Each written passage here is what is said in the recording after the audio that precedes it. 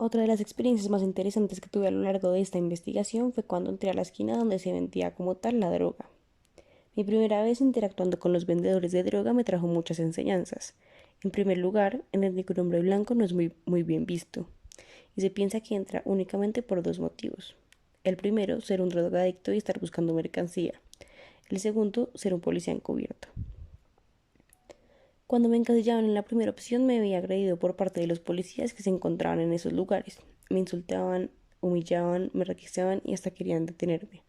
Y si me encasillaban como un policía encubierto, todos los vendedores se alejaban de mí y no me dirigían la palabra, cosa que complicó mi trabajo ya que mi objetivo era hablar con esas personas y así poder comprender e investigar sobre sus vidas. Con el tiempo fui aprendiendo a manejar mis encuentros con la policía, ya que las primeras veces, por decir la verdad y contarles sobre mi trabajo como investigador, fui verbalmente agredido y los policías creían que los estaba engañando, lo que me metió en una serie de problemas. Mi acento también fue un tema que me afectó con el tema que expuse anteriormente.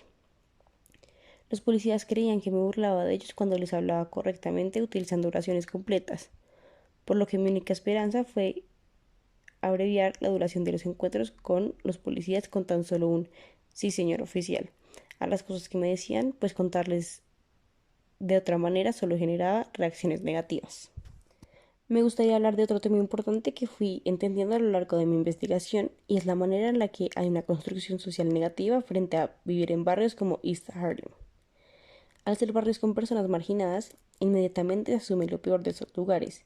Mis amigos y familiares me acusaron de estar loco por haberme mudado con mi familia a ese barrio, y muchos de ellos dejaron de hablarme o visitarme mientras vivía en ese lugar.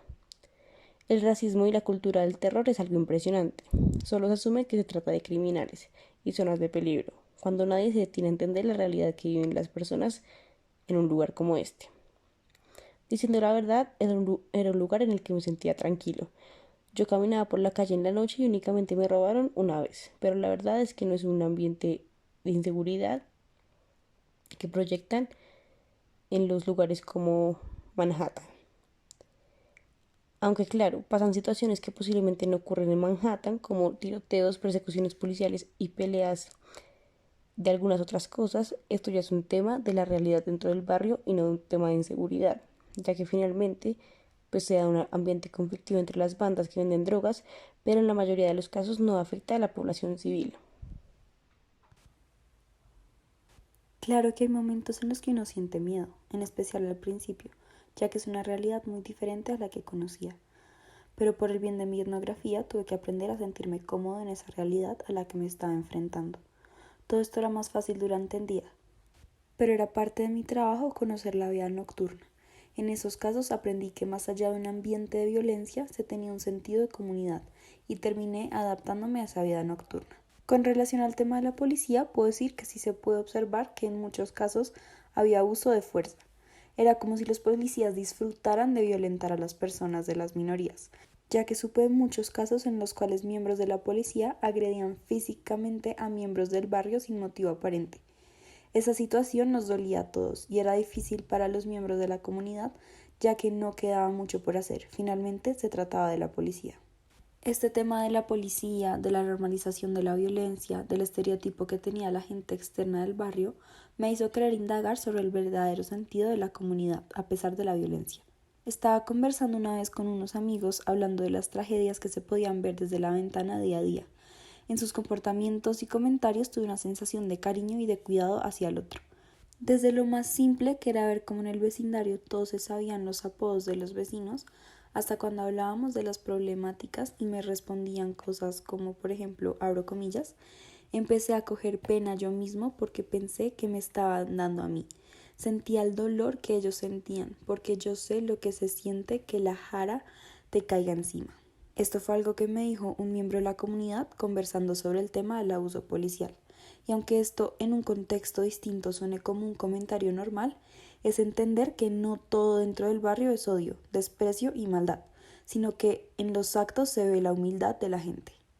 Bueno, ahora pasando a otro tema, debo resaltar un factor importante de la investigación y fue la forma en la que se percibía la tensión interétnica que había entre las personas afroamericanas y los puertorriqueños.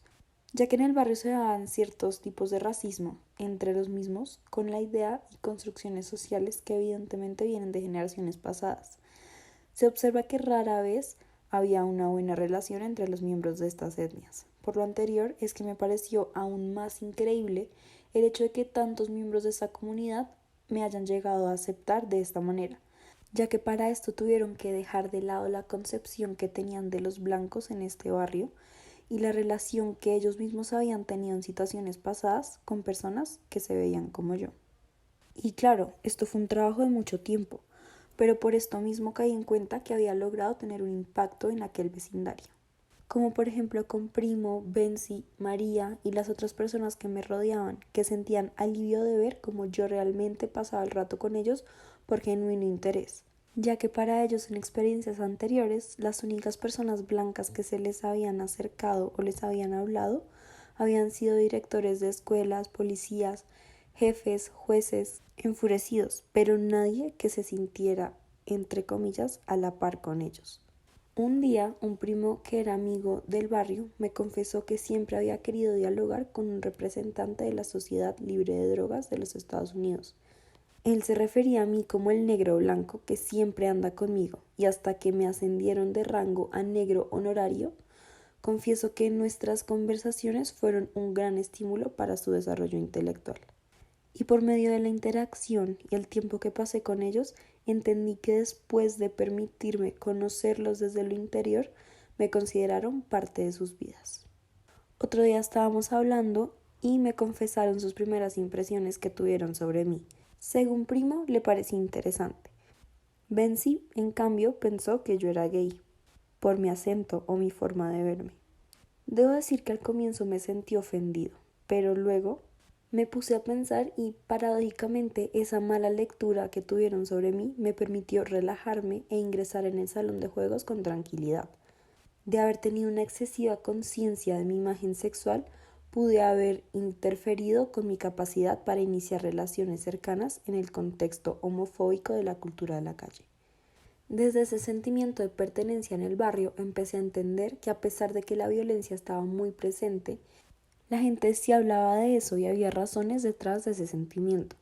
No solo lo dejaban pasar.